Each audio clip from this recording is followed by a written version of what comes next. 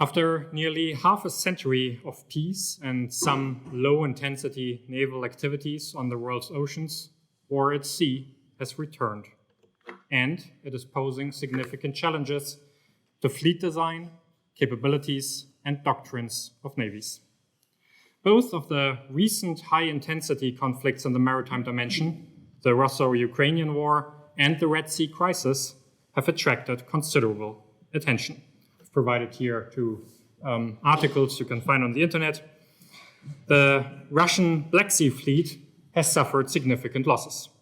According to various Western and Ukrainian sources, more than 2 years of fighting have left the Russian Black Sea Fleet with between 1/4 and 1/3 of their force posture disabled or destroyed. This year, British Minister of Defense assessed that the Black Sea Fleet has been rendered functionally inactive. In case of the Red Sea, numerous attacks against targets at sea have forced the United States Navy to spend approximately $1 billion worth of munitions to intercept threats in the air and in the water, according to Navy Secretary Carlos del Toro in April 2024. The focus of the debate has been a conflict party's ability to degrade a naval opponent or to force an unfavorable cost efficiency upon him, in both cases through incremental attrition. In case of the war in the Black Sea, Ukraine's prolonged campaign against the Russian Black Sea Fleet has involved coastal defense batteries, uncrewed aerial systems, air-launched missile strikes, and an asymmetric campaign carried out by unmanned surface vehicles. In case of the Red Sea, the Houthis have used surface-to-surface missiles and uncrewed surface vehicles, which are comparatively cheap, to harass shipping and to bind a large international task force in a naval theater that most states do not consider as the area of their main point of effort. Noticeably absent in the approach chosen by both the Ukrainians and the Houthis in both naval theaters were sophisticated naval operations. This leads to an unsettling question that is very similar to the one our colleagues from the ground warfare community have been confronted with. Is maneuver warfare at sea dead?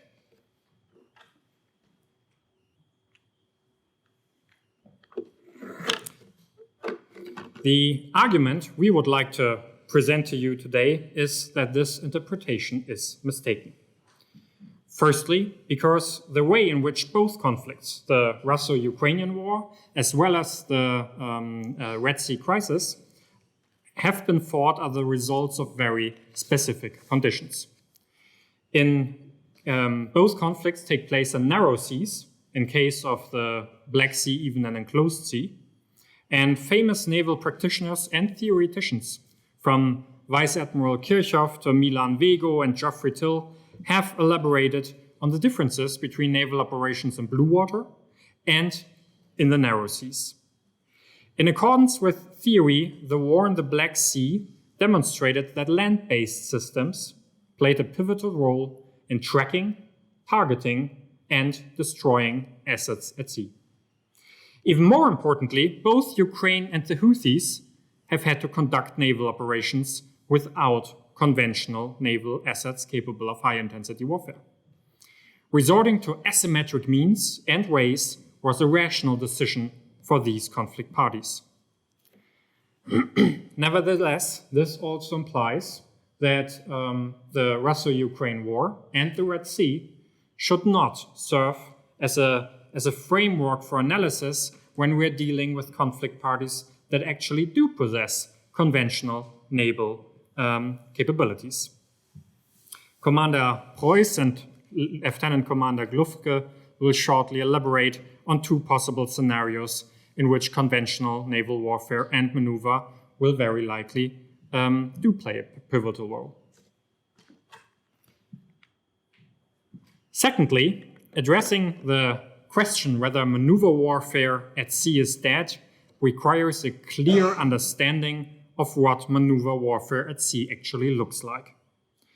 The answer to this question is not as straightforward as in land warfare. In the past, the answer was relatively simple. In a period where guns were relatively fixed and their range was limited, the entire formation had to be maneuvered into position to be a force on the enemy. And because the most effective means of dealing damage to the opponent was a concentrated volley, a broadside by as many ships as possible, we ended up with battles of the line in which ships of the line first approached each other and then shot at each other.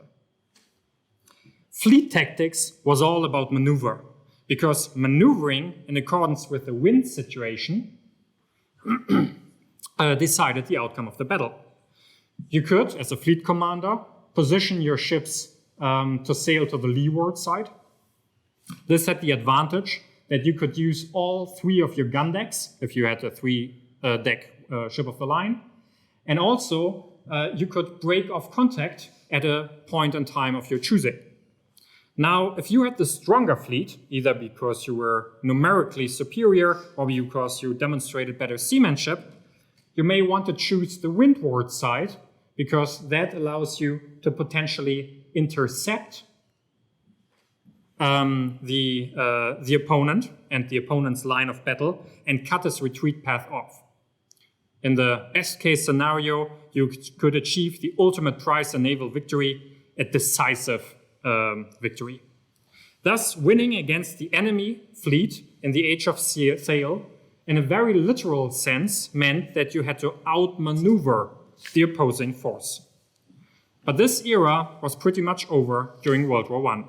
To cite Hugh and Guerriere, who are describing tactical navigation since the 1950s, I quote, "Although corpums and turns at 500 yards were exciting, they were by then no more related to sea warfare than a parade ground drill was related to land warfare."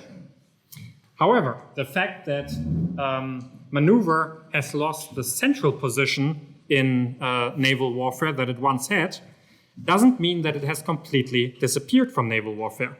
It is still a vital element of naval tactics. For example, if we look at definitions of operational trends, maneuver and attrition being the successful delivery of firepower, are 2 of 5 central propositions of naval warfare. The other 3 being scouting, command and control, and information warfare. In words of Hugh and Guerriere, maneuver is the activity by which command and control positions forces to scout and shoot. It is, however, important to keep in mind that the meaning of space and position in war at sea differs from land warfare. In, for example, concepts such as preemption and dislocation, so you remove an opponent from a position, or disruption, so the neutralization of the enemy's center of gravity, are important contexts in maneuver warfare. However, we need to keep in mind that in naval warfare, there are no front lines to break, and there are, generally speaking, no opposing forces to be surrounded. Apart from understanding maneuver as an element of naval tactics and operations, we can interpret maneuver warfare, or what the British maritime doctrine refers to as maneuverist approach to operations, as a war-fighting philosophy. In this case, there are some ideas associated with maneuver warfare at land that can also be applied to the maritime dimension. For example, eliminating an opponent's logistical support vessel or other high-value units may decisively weaken the enemy's center of gravity without the need to destroy every single warship the opponent operates. As Milan Vego elaborates, skillful application of operational art may provide a capable naval force with the instruments to defeat a stronger opponent. In major naval operations, naval forces are employed to accomplish an operational or strategic objective in accordance with an operational idea and a common plan. I quote again, "Ideally, by designing and skillfully executing superior plans, the operational commander aims to prevent attrition warfare from becoming a predominant feature of war at the operational and strategic level." This is pretty much what we've talked about the entire morning when it comes to ground warfare. Finally, concluding my part of the presentation, we need to take a few more theoretical inputs into consideration before we can move on to the practice examples. There is maneuver warfare as the sum of all fleet movements. This can be at the strategic level, at the operational level, and at the tactical level. At the strategic level, the key word is mobility. This describes the ability to move long distances in a self-sustaining manner. Generally speaking, and for example in comparison with the ground forces, ships or forces can move relatively quickly, and they have long endurance. At the operational level, the key word is deployment. This means attaining a given position in a timely manner. Although at first sight there may not be positions in the sense that land warfare has positions, there are certain points that are important. For example, if we are thinking about choke points, for example, if we are thinking about seaports of embarkation or debarkation, or if we are thinking about areas that are important for anti-submarine warfare. And then at the tactical level, we have employment. This means, basically what I've just described, positioning through command and control a force at a certain point to be able to scout or to deliver firepower and so on. In many cases, the operational objective is more or less the establishment of sea control or sea denial. In this case, attrition warfare is the predominant feature, and maneuvering into a position enables us to deliver firepower, so to attrite the enemy. There are, however, two types of operations in which attrition supports maneuver. One is the timely arrival or departure of maritime traffic from a seaport of debarkation or embarkation. In this case, we need to maneuver our transport force, and we need to provide force protection and potentially attrite enemy forces trying to interfere with that. Principal example for this are the Allied convoys of World War II. Their objective is not to destroy an enemy or attrite. Their objective is to arrive at a certain point, at a certain position. Another example would be amphibious operations. In this case, it's also about maneuvering a force to a position, and attrition supports this maneuver. So, having now that we are conceptually well armed, we can look at our two scenarios, and for this purpose, I hand over to Commander Preuß. Thank you very much, Tobias. Ladies and gentlemen, good afternoon. I would like to invite you to join us on a very, very short sea trip. Can you understand me in the rear? Yeah. Brilliant. A very, very short sea trip. Two promises: you don't need any life vests, you won't get seasick. That is very much important, believe me. To invite you on two trips on a more or less fictional scenarios, less fictional regarding geography, more fictional regarding the opponent.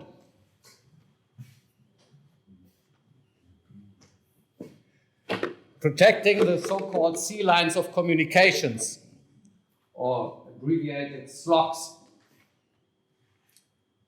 It is no secret, neither is it classified in any way, that if and when a war in Europe, on Europe's soil is being fought, the land forces, air force, and so many forces more rely desperately on the replenishment coming and reinforcements. So the question is about protecting the so-called sea lines of communications and the respective ports in Europe, what we call seaports of debarkation. You see them depicted as an instance, as examples on the right-hand side of the map at Bremerhaven, Rotterdam, Antwerpen. The threat might be submarines operating in the so-called northern flank, anywhere between Greenland, Iceland, Norwegian coast, with long-range cruise missile armament, or any major combatant surface forces, for instance, aircraft carriers. So this would be, and that all depends on the mission, on the objective, the operational objective or the tactical objective. If the operational objective says, make it possible under any circumstances that the replenishment traffic is being brought in safely at a given time frame, then you have to maneuver outside the opponent's weapon range. And if you can spare additional forces to prevent the opponent coming inside weapon range, then we do have a case of where attrition supports maneuver. So it's a kind of supported relationship.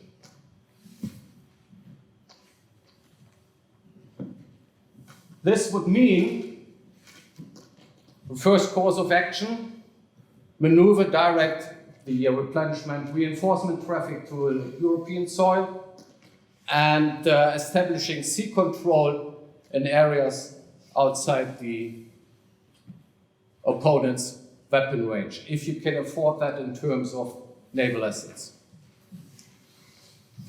Second one, excuse me.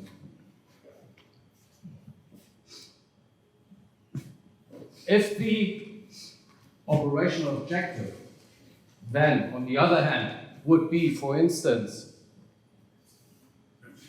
get rid of that threat up there, then the main effort would be a kind of attrition warfare. And for that, as Tobias just pointed out, you would have to maneuver your own forces. We call that complex scouting, which summarizes all activities concerning reconnaissance, surveillance, and of course, targeting. So these two different courses of action with regard to the transatlantic scenario we do have, and that all, again, this is one of my key messages, that all depends on the operational or tactical objective. And this should be formulated crystal clear to everybody. Okay, these are some points concerning the activities on the operational tactical level, neutralization of the opponent's abilities to scout, or in other words, counter-scouting, establishing and maintaining a recognized maritime picture. This is this is much more easier being said than done. Evasive maneuver of convoys going over the Atlantic.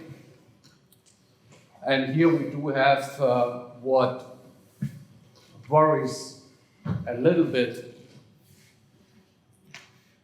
defense of seaports of disembarkation.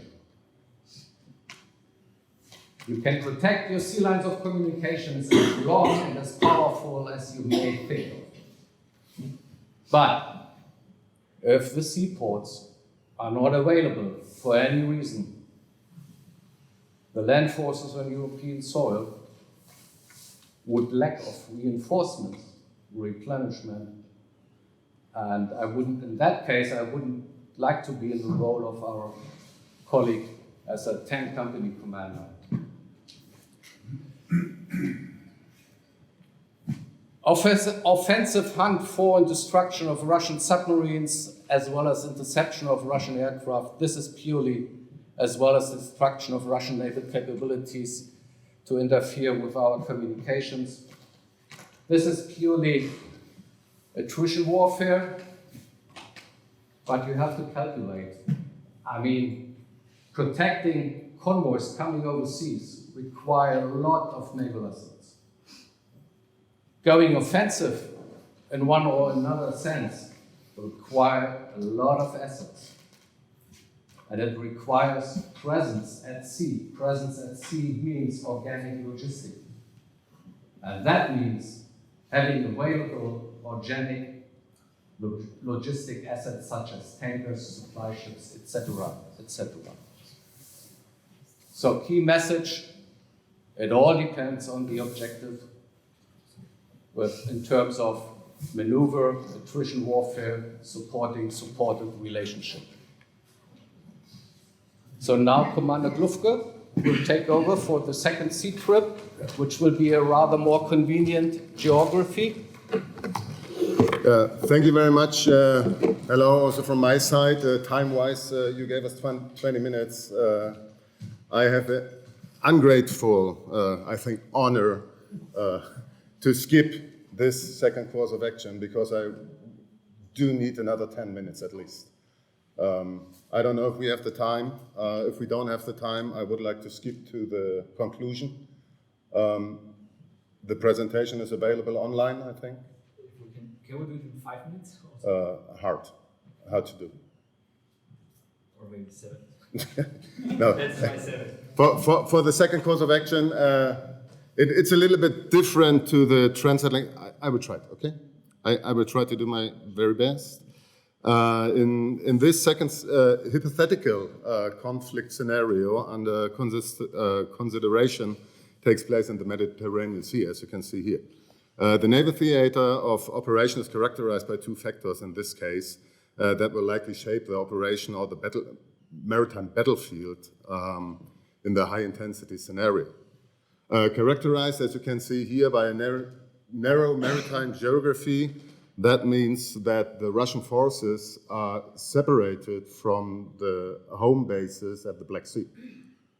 If you cut the possibility to transfer to the Turkish Straits, yeah. The second factor that would impact how naval operations were likely to develop in case of hypothetical war of NATO, considerable the superiority in forces of NATO.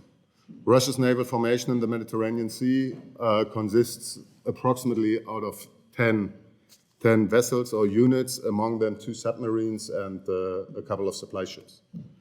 In a high-intensity conflict, these Russian warships would be confronted with a NATO armada out of approximately 200 naval vessels. So, in our course of action, detecting, tracking, and destroying the Russian naval formation in the Mediterranean Sea. That should be the first aim. If it's a direct hit, or if you just cut the supply lines, it's a question. Attrition or maneuver warfare. The NATO deploys naval and air forces to carry out sea denial operation, as mentioned before. We are neutralizing the Russian warships by access denial or actual, as I said, physical destruction of the units. And the Russian fleet is limited by its area air defense capabilities that appears to, in our opinion, to a critical vulnerability. We have seen it. We have seen it in the Russia-Ukraine war that we have a couple of blue and blue engagements. That the Russian air defense shut down own units due to a miscommunication or a degraded command and control structure. Yeah, so I try to hold the 5 or 7 minutes, I promise. On the operational level, we have NATO present with a significant deployment of force. So in that case, mass matters, in my opinion. We have to guard the sea lines of communications in the Mediterranean as well, like in the Transatlantic scenario. And the most, or the biggest challenge, I think, is the protection of the ports and bases and command posts and ships in the Mediterranean Sea of NATO. We have to deny the Russian Navy access to the crucial body of water and contribute to isolating the naval theater of operations. So that means just cut really the supply chains to a supply hub maybe in Syria and the vessels itself. The tactical level, we have to ensure that NATO naval forces to employ their firepower following NATO operational plans. We have to pre-position our forces to scout in times of peace. The Americans, for example, they have deployed an attack submarine in the Mediterranean Sea for years now, and they are scouting Russian ships, naval assets, and the actions in Syria as well. We have to bring the naval forces into position to employ our weaponry against Russian vessels once hostile activity started.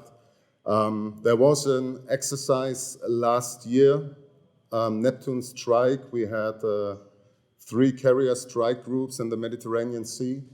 They were exercising a scenario like this. And after the Russian units in the Mediterranean Sea, or vessels, ships, however you name it,